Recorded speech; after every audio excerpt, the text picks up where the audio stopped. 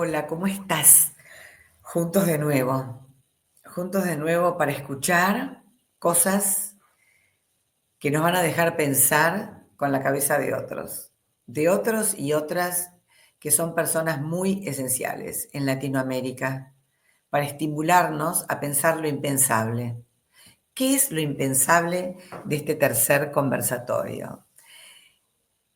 Lo siguiente, ¿existirá la posibilidad de que los funcionarios públicos, creadores de bienes públicos, puedan planificar centrados en las personas, puedan planificar transformaciones culturales desde la escucha social de los territorios? ¿Existirá la posibilidad de que esos bienes públicos sean creados conforme a la cultura de esas personas que son las mismas beneficiarias de esas producciones que hace el Estado? Es posible. Ha sucedido. ¿Cómo ha sucedido en Latinoamérica? Con cuentagotas. Con cuentagotas sucede la transformación cultural desde las organizaciones sociales y con cuentagotas también sucede la transformación cultural desde los funcionarios públicos y sus programas innovativos. Pero todavía no hemos producido la conexión entre esos mundos. Así que este conversatorio es una conexión entre esos mundos. Nuestra hiladora de voces esta vez es Paula Macías. Paula Macías tiene 20 años en Crear Vale la Pena. Es hoy su vicepresidenta. Es una especialista en gestión cultural. Es una innovadora en una universidad que es una explosión de conocimiento hacia Latinoamérica, Flaxo. Es una experta en imaginarios urbanos, en cómo las ciudades son croquis afectivos, espacios vinculares, memoria, sueños de futuro. Ella no va a ser una moderadora, ella va a ser alguien que va a resonar toda esa capacidad de pensar que tiene en lo que escucha, se los va a devolver a ustedes desde algo que sabe muy profundamente, que es preguntarse de nuevo la palabra, ¿qué es la cultura? Van a escuchar a Jorge Melguizo, gran asesor de los espacios culturales y de desarrollo social en Latinoamérica hoy, ex secretario de Cultura de la ciudad de Medellín, ex secretario de Desarrollo Social. Medellín fue la ciudad más peligrosa y violenta del planeta. 20 años después, fue galardonada y reconocida mundialmente como la más creativa. ¿Qué pasó en el medio?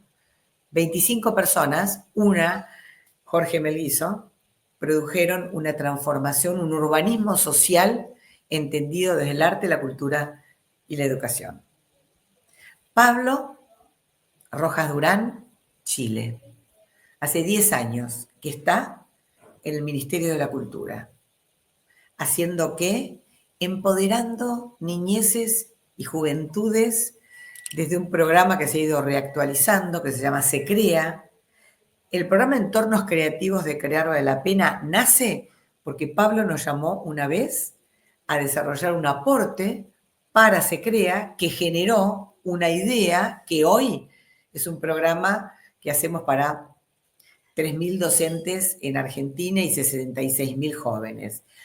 Se produjo la sinapsis organización social Estado. No se idea en un lugar ni se idea en el otro, se idea en ambos. Ambos son gotas en el océano. Pero ¿cómo sería el oleaje si los ponemos a trabajar juntos? Bueno, vamos a empezar ahora.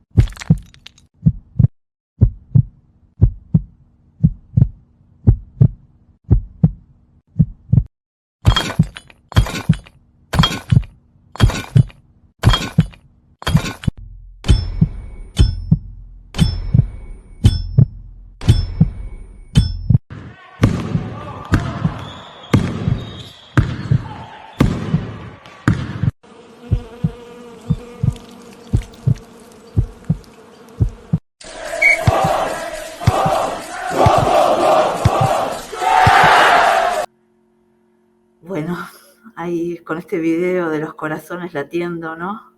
Me quedé ahí como mirándolo muy fijamente. Y esos corazones que laten en una ciudad y en un territorio que a veces son pinchudos, a veces juegan al fútbol y se apasionan, a veces están rotos, a veces están alegres, ¿no? Esos latidos del corazón, nada, me dejan mucho pensando. Bueno, hoy bienvenidos y bienvenidas a esta charla. Como decía Inés en la introducción, seguramente estarán solos o solas ahí, esperamos disfrutando de esta conversación que vamos a comenzar en unos segundos invitando a Jorge Melguizo y a Pablo Rojas. Jorge Melguizo es bueno, de Colombia, de la República de Medellín, diría él, eh, y Pablo Rojas de Chile. También tengo el gusto de compartir con ellos, con un rol que me toca, que me tiene nerviosa, pero bueno, ahí lo atravesaremos.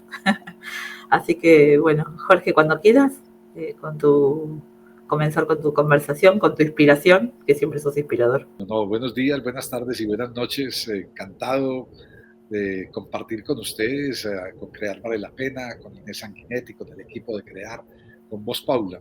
Aunque yo creo que Pablo Rojas y yo nos vamos a poner de acuerdo muy rápidamente en dejar de hablar nosotros para empezar a preguntarte a vos, Paula, y sacarte muchas de las cosas que has podido elaborar a partir del trabajo tuyo en la academia y en la gestión cultural. Porque hay muchas cosas en las elaboraciones tuyas que nos sirven de lecciones y de aprendizajes para muchos lugares del mundo. Empiezo con 4 o 5 palabras, aparte de lo que quería compartir hoy en unos minutos. Unas palabras que se me vinieron a la cabeza, primero mientras escuchaba a Inés, segundo mientras veía ese corazón latiendo, palpitando, vivo, intensamente vivo, y tercero mientras te escuchaba a vos. Y las palabras que se me vinieron fueron conversaciones, refugios, colectivo, conexiones y marcapasos. Y me detengo en cada una de ellas. Cuando me preguntan, yo no sé por qué en los últimos días me han preguntado mucho, mucho, mucho, mucho, eh, cuál ha sido el principal proyecto cultural de Medellín en los últimos 30 años. Y mi respuesta desde hace muchos años es la conversación, las conversaciones como un proyecto cultural. Y entonces, en esta introducción que hace Inés Sanguinetti, pensaba, hombre, realmente lo que estamos invitando, mucha gente que está viendo o escuchándonos hoy, es a activar conversaciones, a hacer parte de conversaciones, a promover conversaciones. Medellín encontró en las conversaciones hace 30 años una de las claves para intentar salir de ese hueco profundo que nos estaban dejando nuestras horrorosas violencias y nuestras durísimas desigualdades e inequidades. La conversación entonces como un proyecto cultural, una conversación de ciudad y una conversación, siempre lo digo, entre los diferentes, no una conversación entre los iguales. Porque si yo solo converso con quien se parece a mí, con quien piensa como yo, con quien se viste como yo, con quien se peina como yo o con quien no se peina como yo, con quien lee lo que yo leo, con quien escucha lo que yo escucho, esa conversación, eso no es un diálogo, eso no es una sociedad. Eso se parece más a una iglesia. Y no estamos acá para construir iglesias, estamos acá para construir sociedades. Entonces, las sociedades se construyen precisamente a partir de esos diálogos entre diferentes. Y nos preguntan mucho, hombre, ¿cómo hicieron ustedes en Medellín para sentarse a conversar todos los sectores de la sociedad, derechas, izquierdas, organizaciones comunitarias, eh, gobiernos de todos los niveles, empresas privadas, universidades públicas y privadas, iglesias de todos los dioses, y se sentaron a conversar a pesar de las diferencias? Y yo digo, no, nos sentamos a conversar a partir de las diferencias. Entonces, conversaciones es una primera palabra que se me ocurre para esta reflexión de hoy. Segundo, refugio. Cada vez, y desde la pandemia, entiendo y asumo más los proyectos culturales, no solo los espacios culturales, los espacios físicos, un centro cultural, una biblioteca, un laboratorio audiovisual, un cine, Pero no solo esos espacios, cada vez entiendo más los proyectos, los procesos culturales como refugios. Y lo cuento además con una anécdota dura, y es que en la primera semana de octubre del 2020, tan pronto salimos, o tan pronto se abrieron las bibliotecas en Medellín, después de esa dura pandemia, encerrado en marzo, abril, mayo, junio, julio, agosto, septiembre, en la primera semana de octubre del 2020 abrieron las bibliotecas. Yo llamé a algunas de las bibliotecólogas que habían hecho parte de mis equipos en entidades públicas o privadas y les pregunté qué estaba pasando ese primer día. Y una de las bibliotecólogas de una biblioteca en el barrio Aranjuez, un barrio popular de Medellín, me dijo: Jorge, la primera persona que entró a la biblioteca fue un niño de 12 años y vino y me abrazó fuertemente y me dijo: usted me puede adoptar. Claro, detrás de esa frase y detrás de ese abrazo estaba un niño encerrado con su abusador durante 5 meses. Entonces, las bibliotecas como refugio, los espacios culturales como refugio, la cultura como un refugio, y como un refugio no solo para las soledades, de las que hablaba Inés al principio, sino un refugio también para estas soledades colectivas que son tan frecuentes hoy en nuestra sociedad. La tercera palabra es lo colectivo, o sea, cómo avanzamos de lo individual a lo colectivo, y ese tendría que ser casi que la definición de cualquier proyecto, y lo digo específicamente de un territorio en toda Latinoamérica. Estas individualidades en las que nos hacen caer frecuentemente los estilos de vida o las costumbres de vida, o estas ansias que nos mete la economía, estas individualidades en las que nos metemos, incluso esas soledades que construimos individualmente, cómo las convertimos en espacios de lo colectivo, en el espacio que compartimos con otros, en el espacio que compartimos con otras personas, pero también en los deseos, en los sueños, en los desafíos, en los proyectos compartidos con otras personas. ¿Cómo convertimos la cultura, por ejemplo, en un proyecto colectivo y no solo en un proyecto individual? ¿Cómo hacemos del trabajo artístico un trabajo de lo colectivo para la construcción de un territorio, de un barrio, de una zona rural, o para la construcción de una sociedad, de un grupo de vecinos, de un grupo familiar o de un grupo de desconocidos? Lo colectivo por encima del individual. La cuarta palabra es conexiones. Hace más de 40 años, un filósofo, Jürgen Habermas, habló en un libro, La teoría de la acción comunicativa, dijo: tenemos que construir el mundo hoy entendiéndolo como un mundo relacional, y las teorías de Estado tendrían que entenderse desde las teorías de las relaciones, de ese mundo relacional. Y lo dijo cuando no había ni internet, ni redes sociales, ni nada de estas vainas que nos tienen hoy metidos en una interacción supuestamente permanente, aunque esas interacciones nos producen muchas soledades. Y hay gente que interactúa con muchísima gente del mundo digital, pero está aislada en esa interacción en el mundo físico presencial. Entonces, ¿cómo convertimos nosotros ese mundo relacional en un mundo de tejidos, en un mundo de interacciones, en un mundo de conexiones, en un mundo de posibilidades de sumar lo que yo hago a lo que otro hace, pero también de sumarme a lo que el otro hace con algo que yo pueda hacer? Y la última palabra, esta que me desataron ustedes mientras hacían la introducción y ese video con los corazones, es marcapasos. Yo creo que necesitamos, hace muchos años dije que la cultura tenía que ser un antídoto contra la indiferencia, ya lo voy a explicar, pero hoy le sumo que la cultura tal vez tendría que ser un marcapasos para nuestras sociedades. Sociedades como la Argentina de hoy, con un oprobio como el presidente que tienen, o sociedades como El Salvador de Bukele, una neodictadura aplaudida por el 90% de la población, o sociedades como la Venezuela o la Nicaragua de Maduro y de Ortega, convertidas en nuevos espacios de dominación completa por parte de individuos, en función de un proyecto que se decía político. En fin, ¿cómo construimos hoy un marcapasos para la sociedad? Algo que nos ayude a bombear, algo que nos ayude a activar estas energías, estas posibilidades que desde la cultura harían posibles la realización de muchos sueños. Y cierro con algo. Nosotros en Latinoamérica tenemos dos grandes riquezas. Las dos grandes riquezas de Argentina, de Chile, ahora que está Pablo, de Colombia, las dos grandes riquezas de toda Latinoamérica son nuestras culturas y nuestras naturalezas, nuestros medios ambientes, por ponerlo en plural. Podemos hacer del medio ambiente y de la cultura nuestra mayor riqueza futura, ya no solo nuestra mayor riqueza actual. Tenemos en las culturas y tenemos en el medio ambiente, en nuestras naturalezas, las mayores oportunidades de desarrollos sostenibles, pero también las mayores oportunidades de desarrollos que nos hagan estar de otra manera como personas en una sociedad, pero que también nos hagan de otra manera ser mejores sociedades. Para eso pienso que es la cultura, para ser una mejor sociedad. Gracias, Jorge. Nada menos, ¿no? Con esta frase que cerrás.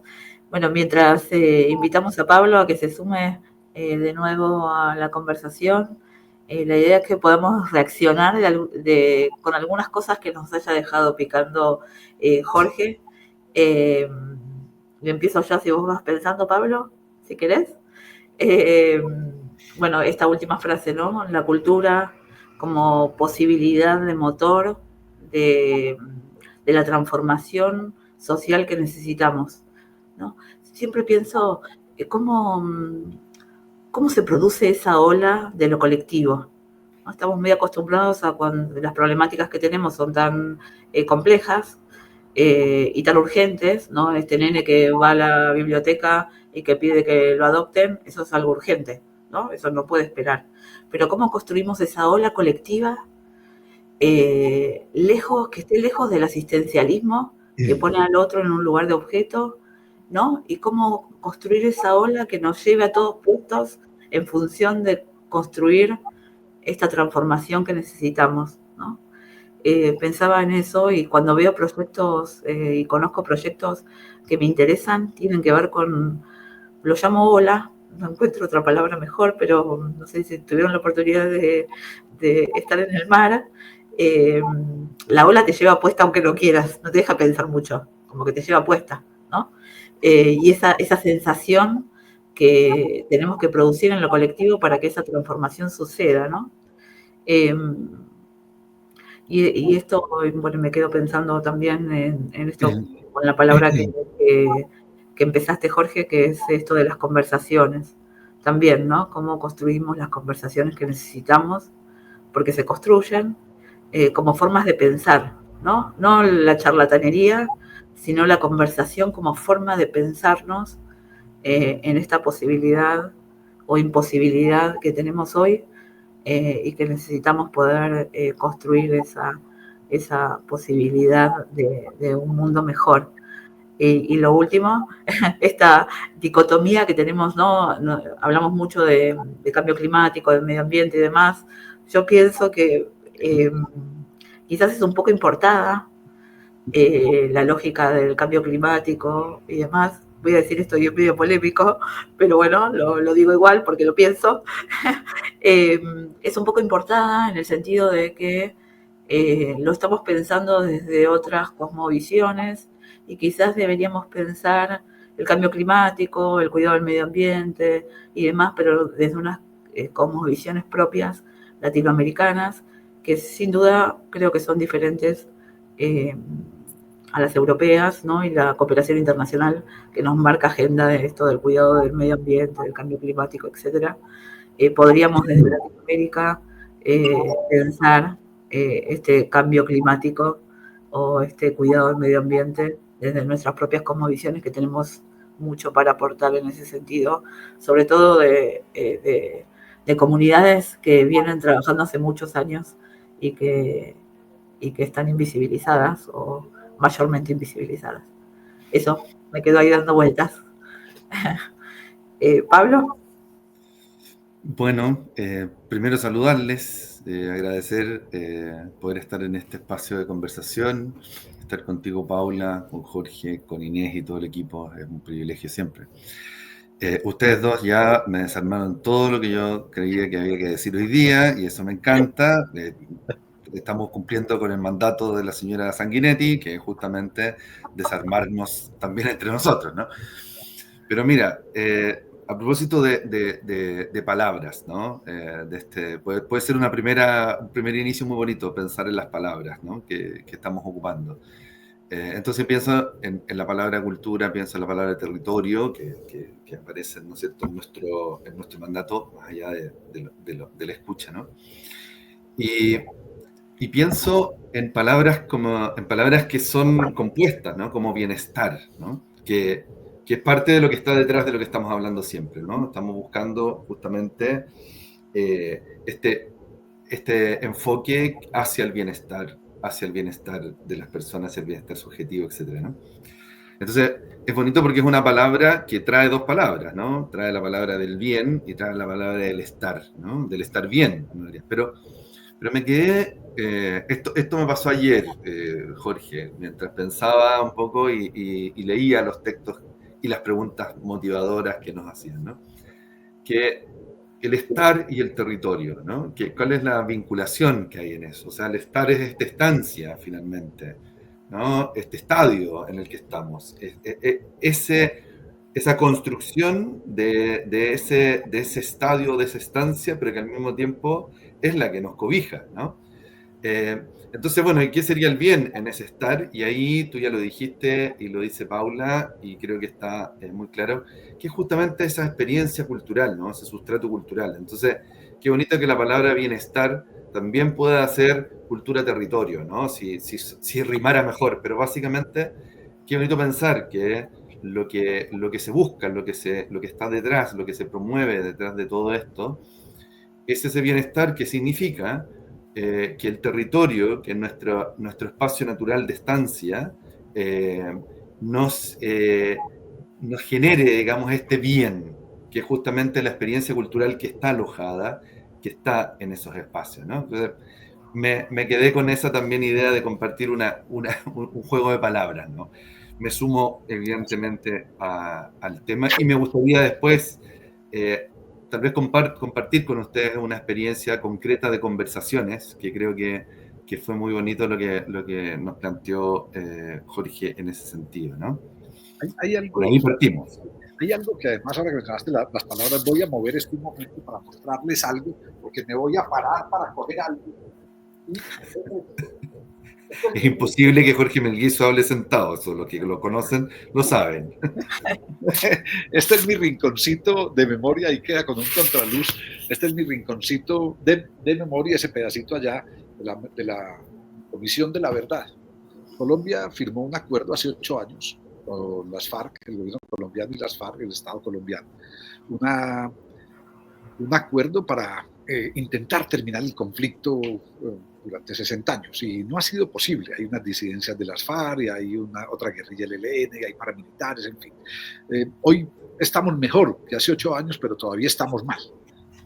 Pero saqué estos libros porque miren, les voy a leer solo los títulos. Incertidumbre. Estos son todos libros de una colección Futuro en Tránsito de la Comisión de la Verdad. Lo sacó la Comisión de la Verdad, una comisión que se creó por ese acuerdo de paz. Incertidumbre, solidaridad, resiliencia,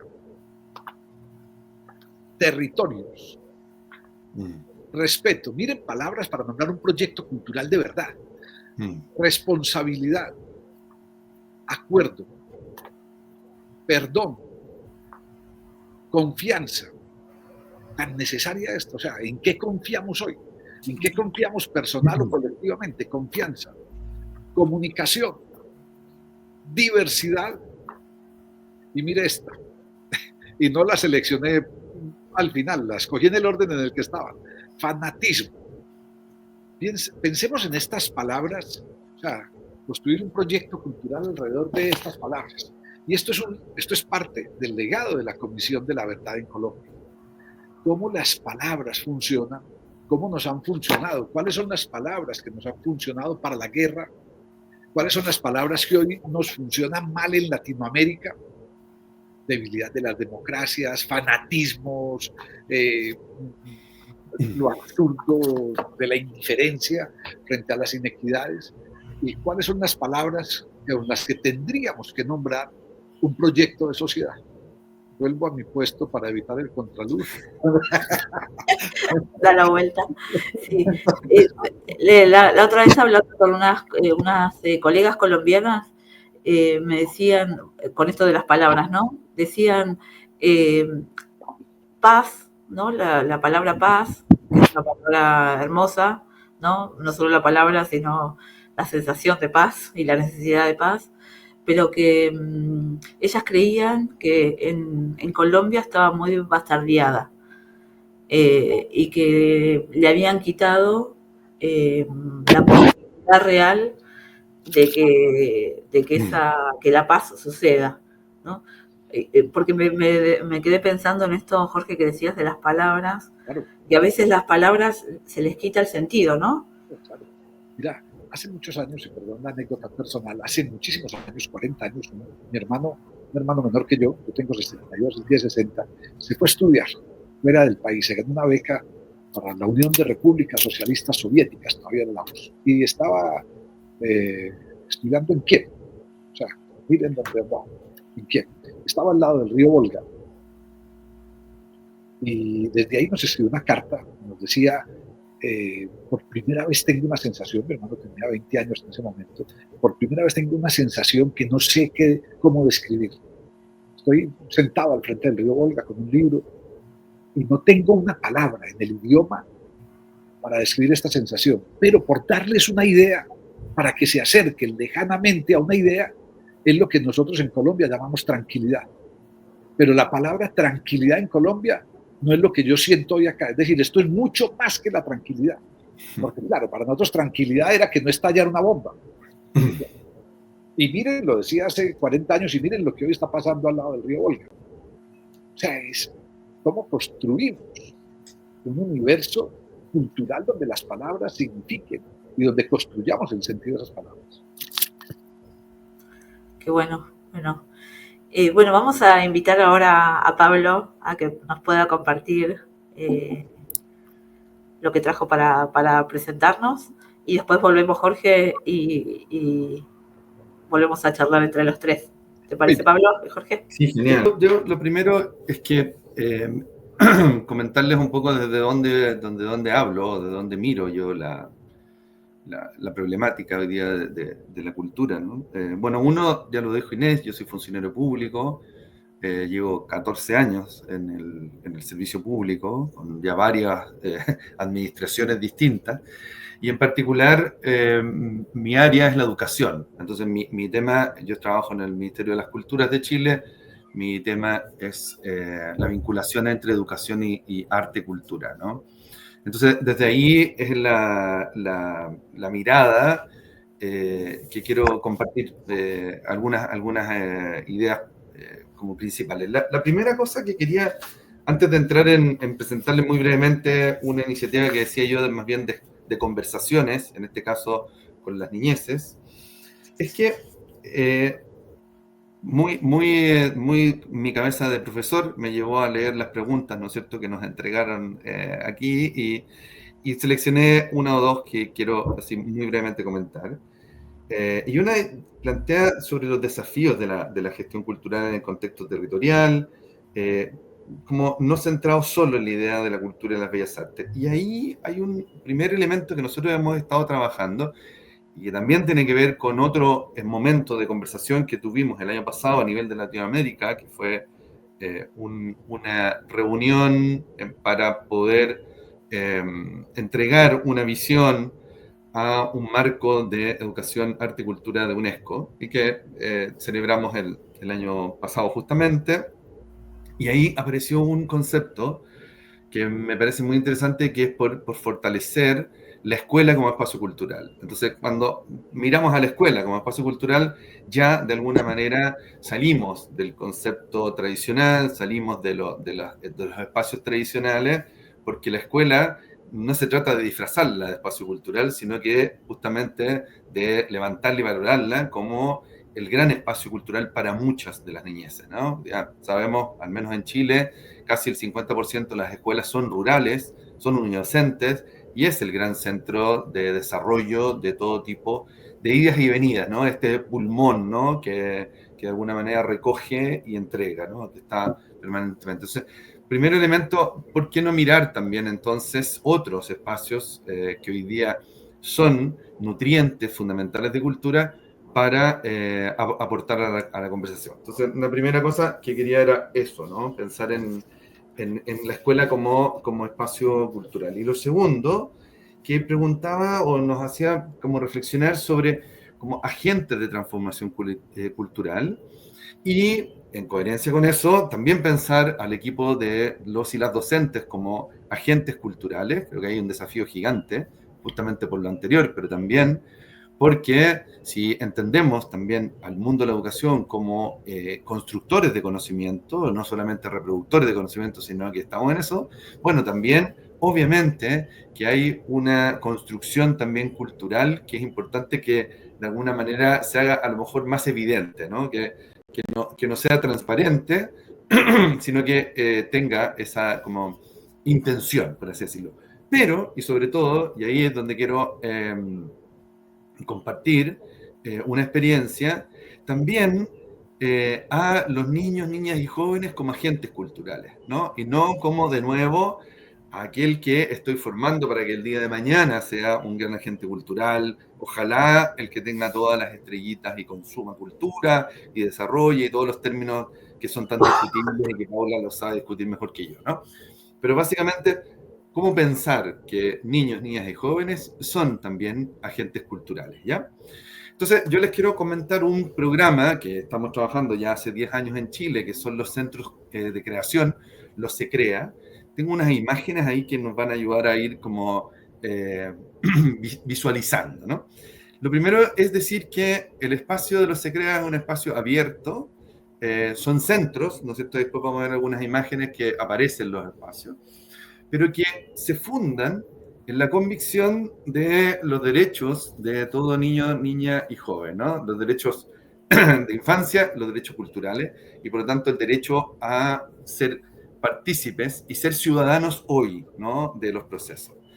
Y una de las cosas que nosotros, y voy a solamente comentar eso, que fundamenta esta lógica de derechos, es entonces que todo lo que sea desarrollado o que pueda ser desarrollado en un centro de creación por los niños, niñas y jóvenes, tiene que ser desarrollado por ellos, ¿no? O sea, ese es un cambio muy importante del adultocentrismo habitual de los espacios culturales y los espacios educativos. Entonces, por ejemplo, estas imágenes que hemos estado viendo, estas primeras 3 imágenes, son ejercicios habituales que se hacen. Esta es una imagen de un centro, por ejemplo, está ahí, y hay una gran pregunta en un pizarrón gigante, porque se les invita a los niños, niñas y jóvenes a pensar cosas, a conversar sobre lo que están ellos viviendo y desarrollando. Le llamamos escuchas creativas, ¿no? Ese es el espacio fundante de toda programación de un centro cultural. Lo que están viendo ahora es el Centro Cultural de Castro, o sea, perdón, el Centro de Creación de Castro, que está en Chiloé, ¿no? En el archipiélago al sur de nuestro. Son espacios de gran magnitud, son espacios especialmente, vamos siguiendo con las imágenes, son espacios, digamos, que están emplazados y que no son espacios de cultura con un espacio para niños, sino que son enteramente espacios para la creación. Por ejemplo, este otro es el espacio en otra ciudad, en la ciudad de Valdivia, que era la antigua estación de trenes que recuperamos, reciclamos, estaba abandonada y la reciclamos como espacio para niños, niñas y jóvenes. Entonces, lo que hacemos principalmente es convocar a las infancias, decía yo, a las niñeces, a una conversación abierta, que es una conversación mediada por las artes, por experiencias artísticas, y que de alguna manera son recogidas por las ciencias sociales para que justamente se genere un documento, ¿ya? Hemos generado, en estos 10 años en que estamos, hemos generado 240 escuchas, o sea, como espacios así importantes, ¿no? Han podido participar más de 6.000 niños, niñas y jóvenes en este ejercicio de preguntarles, ¿no es cierto?, cómo queremos hacer lo que vamos a hacer en adelante, ¿no? Voy a usar otra imagen. Nosotros estamos abandonando el planificador para pensar en el planeador, ¿no? En este como dispositivo que de alguna manera tiene más capacidad de moverse de acuerdo al viento que ser un gran como nave, ¿no es cierto?, que tiene su destino ya prefigurado. ¿Qué temas han salido? Y con eso voy a ir cerrando un poco esta primera parte. ¿Qué temas han salido en las conversaciones de estos años? Que ha sido muy bonito. Y por mientras seguimos viendo imágenes de los niños y niñas en estos espacios. El primero, por supuesto, todo lo que tiene que ver con sus derechos y la participación, ¿no? Eso ha sido unos temas muy importantes. Y la autodefinición de las niños, niñas y jóvenes como agentes de cambio, ¿no? Eso nos parece muy valioso en lo que estamos haciendo. La libertad de expresión, la libertad de entregar, de poder expresar sus emociones, etcétera, etcétera. También, por tratarse de un programa de cultura, y en la lógica en la que está, por supuesto que aparecen todos los temas que tienen que ver con arte y toda la expresión artística, ¿no? O sea, eso va a estar siempre como un elemento base, porque a eso están invitados. Pero también, por tratarse de un programa que es interdisciplinario, donde arte, ciencia, tecnología y sustentabilidad están desarrollando en conjunto, escuchando y devolviendo, digamos, en conjunto lo que se ha escuchado como propuestas después de laboratorio o de taller o de experiencia, ciencias, tecnologías son temas que también aparecen. Pero creo que lo más bonito es cómo las temáticas que tal vez nosotros pensamos desde afuera, desde lo adulto, están tratadas y presentadas siempre desde las infancias. Por ejemplo, mucho en estos 10 años y en estas escuchas temas sobre diversidad y discriminación, ¿no? Sobre identidad, sobre pertenencia a grupos sociales, sobre temas de género, sexualidad, roles, etc. Mucho sobre salud y bienestar, por eso es lo que estaba diciendo yo antes, ¿no? ¿Qué entienden ellos por vida saludable? ¿Cómo la quieren? ¿Cómo la imaginan, no? ¿Qué pasa con la salud emocional, salud mental? Temas que nos pareciera como que los niños no están pensando, los están pensando. Y los están pensando con propuestas, ¿no? Autocuidado, tener tiempo, la intimidad, un montón de elementos que se nos pasan un poquito de largo.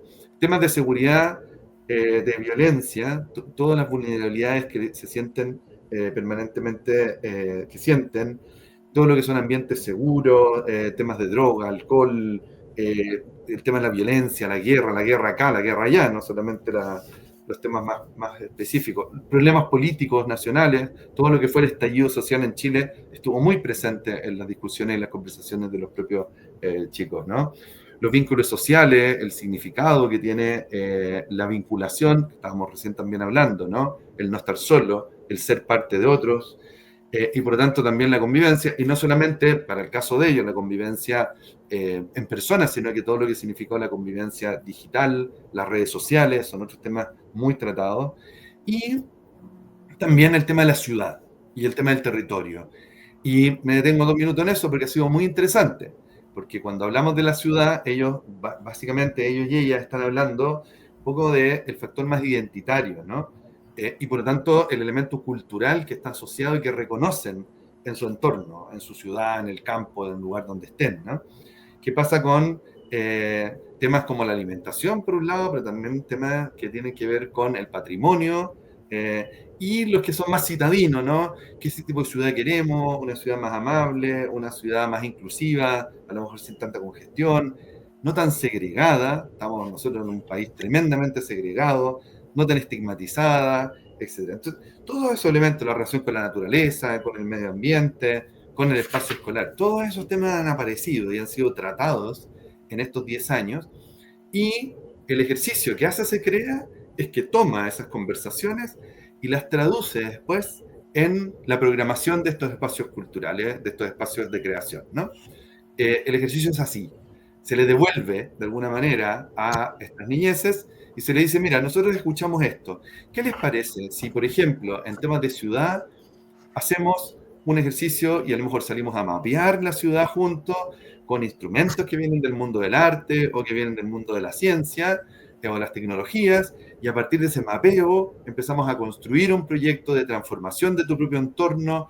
A lo mejor hemos tenido proyectos, por ejemplo, de transformar el cerro, que no tiene, digamos, ninguna seguridad, o que la naturaleza está muy abandonada, o hemos tenido proyectos, por ejemplo, que tienen que ver con mapas de seguridad para las niñas y los niños, entonces cómo después hacer intervenciones en esos espacios, y ahí pueden entrar elementos gráficos, elementos de tecnología, etcétera, etcétera, ¿no? De medio ambiente. Entonces, es interesante, con eso termino, Paula, esta introducción, pero ¿cómo hacemos ese cambio en que las infancias, las niñeces dejan de ser el destinatario del proyecto, del proceso, y pasan a ser los protagonistas y coprotagonistas, difícil palabra, en la programación de su propio proceso, ¿no?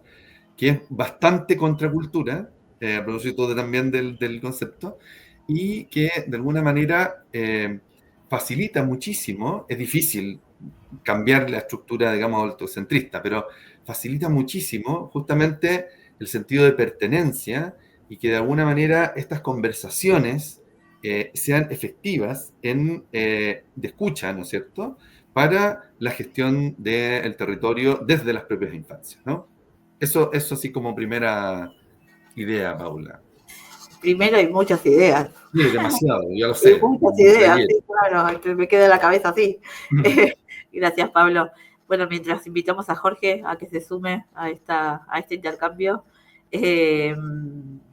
comienzo yo otra vez, Jorge, mientras vos vas. Bueno, agradecerte, Pablo, por esto, y me queda dando vueltas muchas cosas, pero voy a rescatar algunas. Una, pienso en estas conversaciones, ¿no? Que también lo traía Jorge, y estas conversaciones que no solo es hablar, ¿no? Porque se entiende la conversación como un diálogo, ¿no? Entre personas, y quizás las conversaciones deberíamos pensarlas como mucho más complejas, donde también hay muchos silencios que dicen callando, ¿no?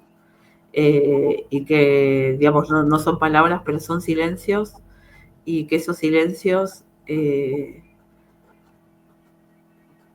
desde algún punto de vista, enseñan también a decir, ¿no? O cómo hacemos para pasar ese umbral de esos silencios que dicen callando a que enseñen a decir, ¿no? Justamente con el tema de este conversatorio, que tiene que ver con la escucha social y la gestión del territorio, que para mí es como una redundancia. No hay gestión del territorio sin escucha. Sería como, bueno, sí, claro, decir gestión del territorio, ya está implícito o debería estar implícito la escucha social, ¿no? La escucha social que también incluye a la naturaleza, ¿no? Otra vez con otra visión de la naturaleza, no separada del hombre o de los hombres y las mujeres, como se dice ahora, sino como juntos, ¿no? Somos parte de ese medio ambiente y cómo construimos ese medio ambiente de una mejor manera. Bueno, este programa fantástico que contabas, Pablo, fantástico, que tengo que ir a Chile a conocerlo, sin duda, estos espacios que habilitan conversaciones, pero habilitan conversaciones en el compartir, ¿no? Y la capacidad fabulosa que tiene el arte, o debería tener el arte y la cultura, en la construcción de metáforas, ¿no? En la construcción de metáforas que nos permiten ensayar cosas. Hay una lógica de pensar proyectos, y hablo desde lo cultural, que es lo que conozco, pero pensar proyectos pienso un proyecto, lo realizo, ¿no? Y eso está muy bien. Pensás proyecto y lo realizás. Pero hay otra capa de pensar proyectos que tiene que ver con como producir acontecimientos. Entonces, que no sea lo más importante lo que se produce en sí, sino lo que habilita para producir, ¿no? No la cosa en sí, sino lo que esa cosa habilita, ¿no? Y que mucho tiene que ver como con la noción de acontecimiento, por lo menos como yo lo entiendo. Y lo último, y ya te doy la palabra, Jorge, que nada me dejó ahí difícil de cortar, ¿no? Esta posibilidad de pensar los entornos urbanos y las ciudades, ¿no? Y los territorios en sus diversas capas. Estamos muy acostumbrados a pensar los territorios desde su faceta más material, ¿no? Desde las edificaciones, las calles, los centros culturales, etcétera, etcétera. Y nos olvidamos que en las otras dos capas que para mí conforman los territorios, que uno es como la capa simbólica, cuáles son esos croquis afectivos que decía Inés al principio, que construimos sobre los entornos urbanos, qué significa un edificio, qué significa la escuela donde fuimos cuando éramos chicos. No sé si volvieron a sus escuelas cuando eran chicos, que los patios, que en ese momento nos parecían gigantes, con la mirada adulta nos parecen muy pequeños. Bueno, cómo van cambiando esos croquis afectivos en función de, por ejemplo, mi escuela primaria se cambió de lugar y yo ya no la reconozco como mi escuela primaria ahora es un estacionamiento, pero yo el croquis afectivo lo tengo sobre el estacionamiento y no sobre la escuela donde está hoy y la otra capa que tiene que ver con las relaciones, cuáles son las relaciones que establecemos, que mucho tiene que ver con lo simbólico, por supuesto, cuáles son las relaciones que establecemos con los espacios, pero también entre nosotros, ¿no? No es lo mismo los espacios donde fuimos felices, de los espacios donde nos pasó algo, donde son espacios dolorosos, y hablo desde lo individual, pero también hablo desde lo colectivo, ¿no? ¿Cuáles son esos espacios y cómo nos relacionamos con esos espacios en función de lo que nos pasa, ¿no? Entonces, pensar solo las ciudades de lo material sin sumarle esas capas, no me parece que se pierden muchas posibilidades. Y esto que contabas, Pablo, de los chicos y las chicas yendo al territorio a mapear y encontrar, ¿no? Que cuando uno va a mapear, ¿no? O a observar con otros ojos, empieza a encontrar otras capas, incluso esos lugares que te dan miedo, ¿no? Y el maldito miedo de este mundo contemporáneo que cada vez nos segmenta más, nos fragmenta más, nos priva de relacionarnos con lo diferente, ¿no? Así que bueno, nada, ahí me quedo pensando. Y lo último, perdón, dije lo último antes, pero ahora es lo último, con esto que ustedes hacen, Pablo, en estos espacios, me hizo pensar en unos congresitos que se organizaban en Rosario, es una ciudad de la Argentina, el congresito de la felicidad, que los chicos votaban, ¿no? Por ciertas cosas, y en una de las votaciones, qué era lo que querían de las escuelas, ¿no? Con este rol tan importante. Imagínense las escuelas que se crearon, bueno, por lo menos en nuestro país, y creo que en muchos países, para construir nuestros proyectos nacionales, ¿no? Así que, mira si no son instituciones culturales, ¿no? Bueno, y en este congresito se les preguntaba a los chicos qué les gustaría de sus docentes o de los adultos que están a cargo, y la opción más votada fue que los esperemos. A mí eso me quedó muy grabado, porque bueno, cuánto hay de esa necesidad de espera, ¿no? No ir al ritmo que uno quiere, sino al ritmo que te proponga el territorio que sea la escuela, sea el barrio, sea la calle, sea el almacén, sea lo que sea, ¿no? Bueno, todas esas cosas me quedaron ahí dando vueltas. Wow. Muy bien. Además me hiciste pensar, Paula, en el trabajo que vos has hecho con Fernando Silva sobre las ciudades imaginadas. Silva, un semiólogo colombiano, y que ustedes han hecho esto ya en varios lugares del mundo. Y en ese trabajo de las ciudades imaginadas es de una riqueza tremenda. O sea, eso que acabas de decir tiene toda esa relación con las ciudades imaginadas. Sí, tal cual. Sí. Viene de ahí. Viene de ahí. Sí. Miren, hay muchas palabras. Yo tengo una obsesión con las palabras. Luego les mando un documentico a ustedes. Solo ustedes, ¿no?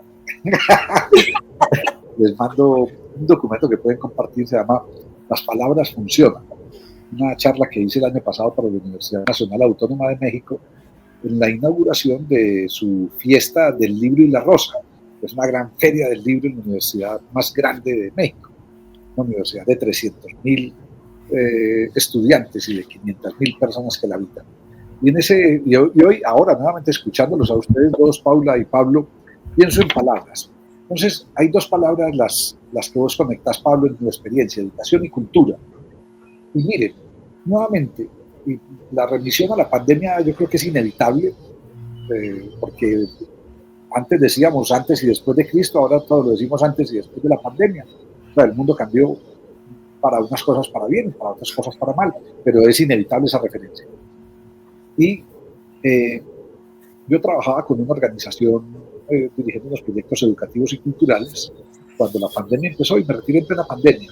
Pero una de las reflexiones que hicimos era que los colegios, al regreso de la pandemia, deberían parecerse muy poco a los colegios y deberían parecerse más a los centros culturales.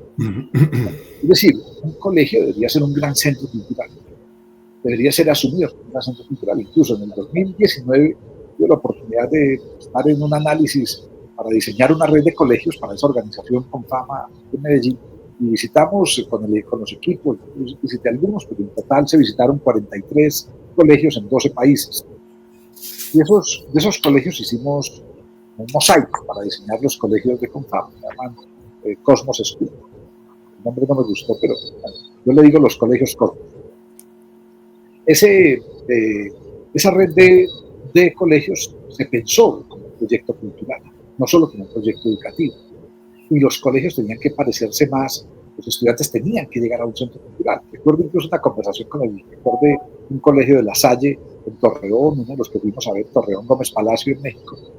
Y el colegio nuevo, espectacular, pero primero rodeado de una muralla como de 3 metros, o sea, una cárcel, increíble, una cárcel, de aislar del mundo y aislar el mundo del colegio. Segundo, una biblioteca espectacular, pero le dije al rector y le sonó rarísimo, el colegio no debería tener una biblioteca. Me decía, pero ¿cómo decís eso tan absurdo? Le dije, no, todo el colegio debería ser una biblioteca, así como casa. O sea, yo tengo libros en el baño, libros en todas las piezas, libros en los corredores, libros en la sala. O sea, los libros, porque además las bibliotecas en los colegios no sé por qué se convirtieron en los cuartos de castigo. Váyase a la biblioteca, hombre, pero es horroroso. Pero entonces ese proyecto educativo como un proyecto cultural y el proyecto cultural como un proyecto educativo. Es decir, el principal desafío de la cultura es la educación, y el principal desafío de la educación es la transformación cultural, es la creación de nuevas sociedades. No hay una segunda palabra que tomo de lo que dijiste, Pablo, que yo tengo una obsesión desde hace muchos años con esta, y es la adolescencia. Yo algún día escribiré una cosa formal sobre esto, pero una buena parte de los liderazgos públicos, privados y comunitarios de Medellín empezaron a surgir cuando los actuales líderes y lideresas tenían 12 años. 12, 13, 14 años. Y lo relaciono, yo no soy muy futbolero y pues lamento poner este ejemplo hoy en Chile, porque pues Chile es pésimo en fútbol. Es el peor equipo hoy de Latinoamérica, de Sudamérica, el peor, va pésimo. No, yo no quiero insistir en eso, Pablo, pero van mal, son malos para el fútbol. Encuentren en el badminton una posibilidad distinta o algo, escojan otro deporte, el ajedrez. Por suerte esta parte se edita, por suerte que se corta. Esto no sale, esto no sale. Esto no va a salir, no hay problema. Yo no soy nada futbolero. Yo no soy nada futbolero, pero pienso en un símil del fútbol. ¿A qué edad los grandes equipos de fútbol toman a sus futbolistas para la cantera? A los 11, 12, 13 años. Esa es la edad en la que están en formación esos nuevos liderazgos. Entonces, el trabajo con adolescentes, esas fotografías que mostrabas, Pablo, mira que además mostraste fotografías en salones de clase, no en una cancha de fútbol. O sea, lo entiendo. Entonces, ese proceso que hay que hacer con adolescentes es fundamental. Y ahí tiene crear Vale la Pena, el proyecto Entornos Creativos. Y ahí tiene Bogotá, el proyecto Nido, el proyecto de formación desde las primeras infancias y adolescencias. Y ahí tienen ustedes los Se Crea en Chile. Una tercera palabra, y voy rápidamente, la escucha, hablaste de escucha. Con Crear Vale la Pena compartimos una experiencia en San Salvador de Jujuy y en Medellín de los escuchaderos. Solo se los dejo referenciar, busquen escuchaderos. Un componente, un proyecto de cultura, educación y salud mental que se basa en la escucha. Es un dispositivo de atención psicológica en espacios efímeros, en construcciones efímeras, en espacios públicos o en equipamientos cívicos de todo tipo. En Medellín empezaron en el metro de la ciudad precisamente después de la pandemia, diseñados los escuchaderos por 2 personas en una maestría de gestión cultural. O sea, un proyecto cultural que se convierte en un gran proyecto de salud mental. Pero hablaste de otra palabra, los derechos. Un filósofo de Medellín, Estanislao Zuleta, dice: los derechos sin oportunidades no son derechos. Entonces hay que crear la oportunidad del derecho. Y cierro, dos palabras más, perdón, participación, clave. O sea, tenemos que reinventarnos la participación. La participación para la inclusión, pero en 2 vías. Que el otro se incluya y participe en lo que yo hago. Y hablando desde el gobierno es más fácil ese planteamiento, pero también que yo me incluya y participe en lo que el otro hace. Porque generalmente los gobiernos, yo estuve en el gobierno mucho tiempo, no se involucran, no participan en lo que el otro hace. Entonces creen que participar es solo que el otro venga y participe en lo que yo hago. Entonces participación, inclusión, cohesión social como posibilidad. Y cierro con esa expresión de la traducción, cuando decías, lo que hacen estos niños y niñas, estos adolescentes, no se crea, se convierte en proyectos culturales, en proyectos científicos, en proyectos educativos. Es decir, se traduce ese mundo que construyen en otros, o sea, como la cultura, como un espacio de traducción hacia otros elementos. Nuevamente, crear vale la pena en un trabajo con el sistema de investigación nacional, ¿cómo es que se llama, Paula? El CONICET, con el CONICET, ese trabajo de entornos creativos lo convierte en dispositivos culturales, por ejemplo, en una obra de teatro, a partir de investigaciones sobre ansiedad y depresión. Entonces, una investigación muy buena, hecha por grandes científicos de Argentina, guardada en un anaquel, se convierte en una obra de teatro por la que solo el año pasado, si mal no estoy, fue vista por 120.000 personas, casi todos adolescentes y jóvenes. Es decir, la cultura como una posibilidad de traducir la ciencia y de traducir el proyecto educativo en algo más. Y solo por referencia, y cierro con esto, Paula y Pablo, solo por referencia. Y hay un libro, ahora que anotaste lo de los miedos, que yo en ese asunto, ese sí que es un asunto cultural, Paula, nos instalan los miedos.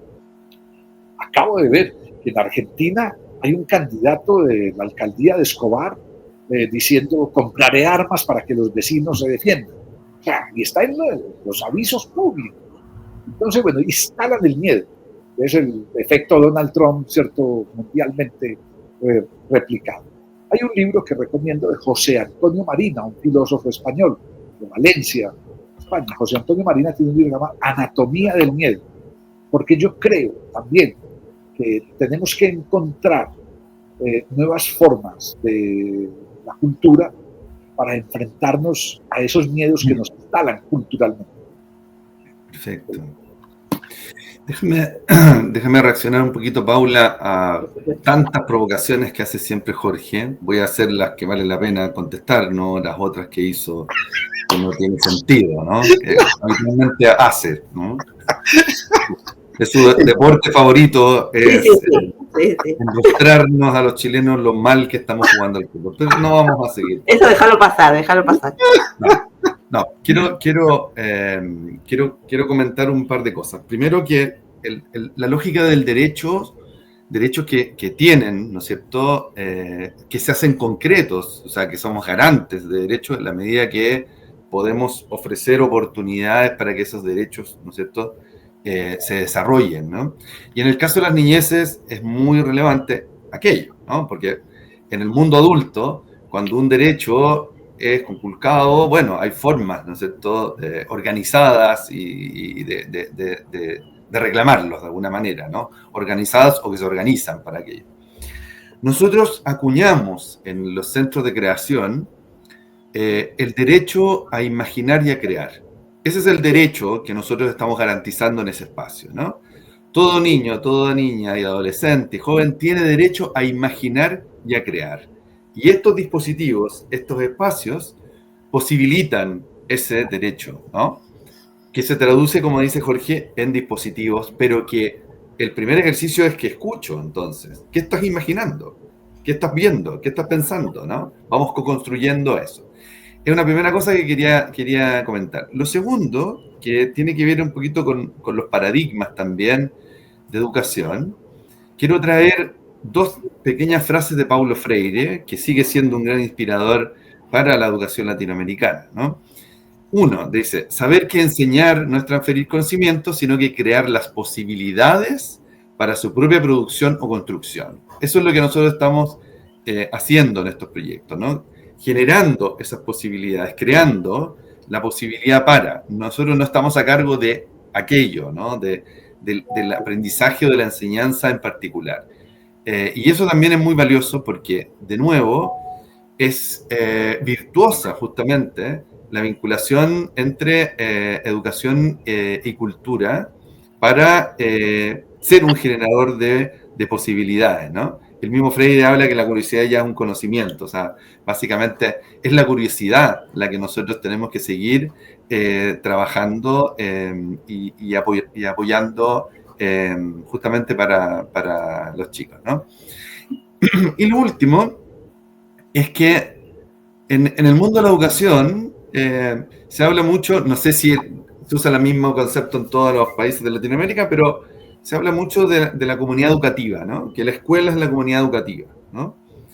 Lo que nosotros estamos planteando, y también lo estamos trayendo en una primera política nacional de educación artística que acabamos de presentar en Chile, es que ya no se trata de la comunidad educativa, sino que se trata de la comunidad educadora.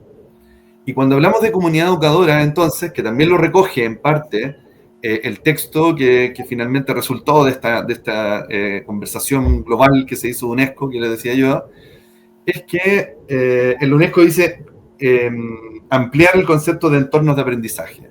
Lo que Latinoamérica dijo es transitar de la comunidad educativa a la comunidad educadora. Y por tanto, cuando hablamos de la comunidad educadora, la escuela es un elemento más, es un actor más del territorio. No es el gran responsable y único responsable justamente de la educación. Y ahí tiene mucho valor no solamente estos espacios, sino que espacios ya más tradicionales, como los museos, la biblioteca, etc.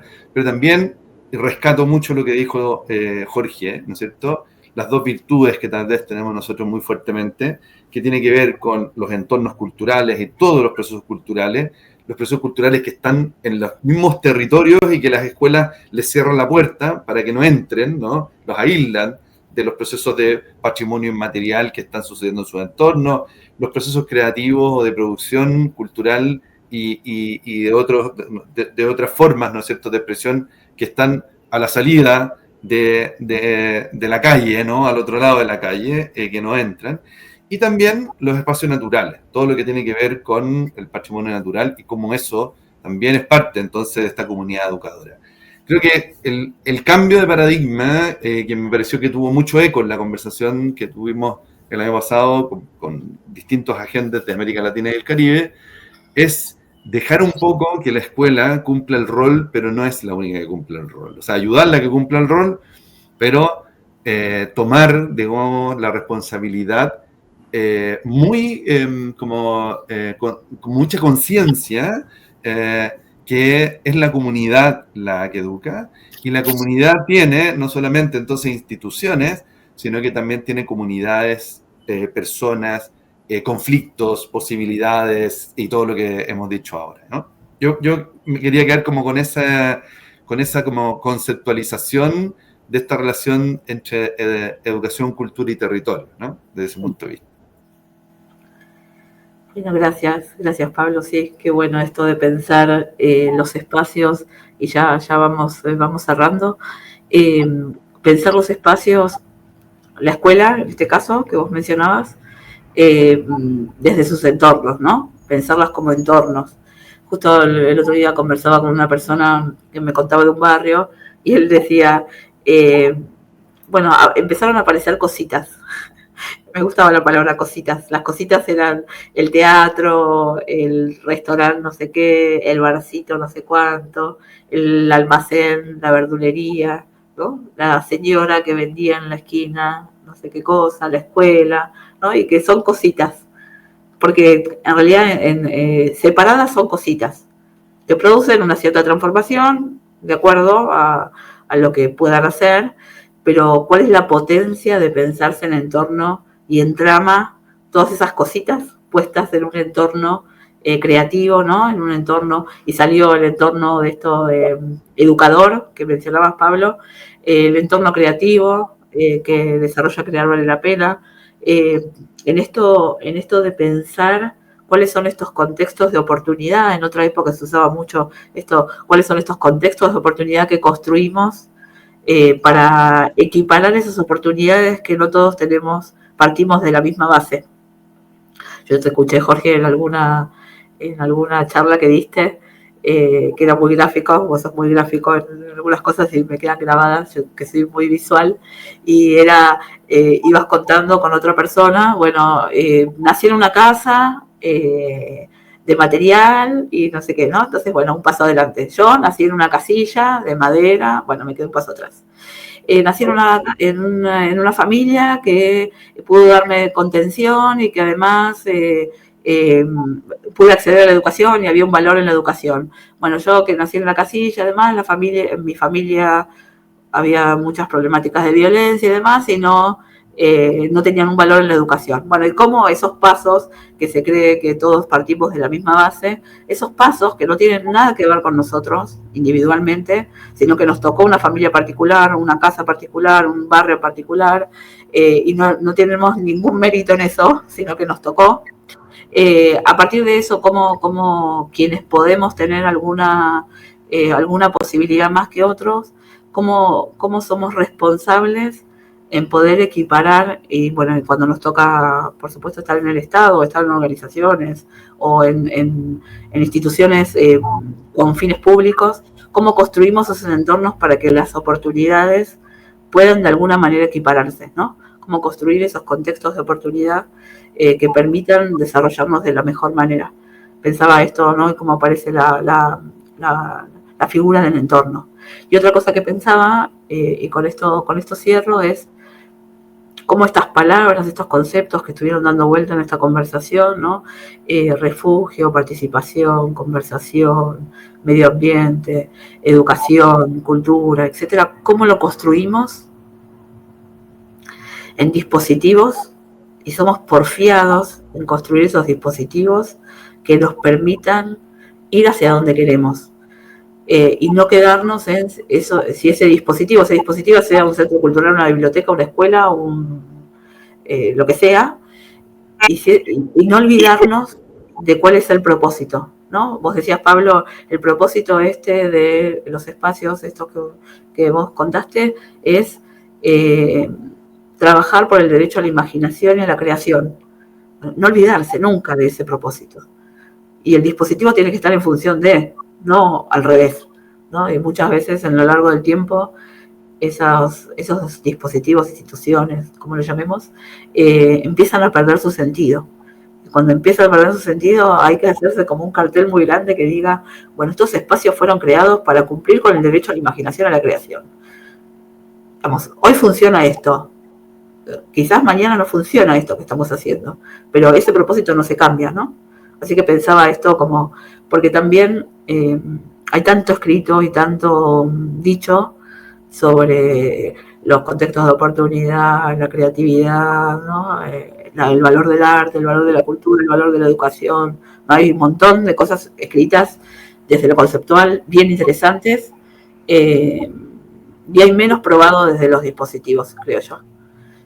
Bueno, ustedes son dos personas que han probado dispositivos bien interesantes y que funcionan y funcionaron. Así que bueno, poder estudiarlos y poder conocerlos y poder probar en cada uno de los territorios con esta dupla, ¿no? De la escucha social y gestión del territorio que los convoca hoy, y que es redundante, ¿no?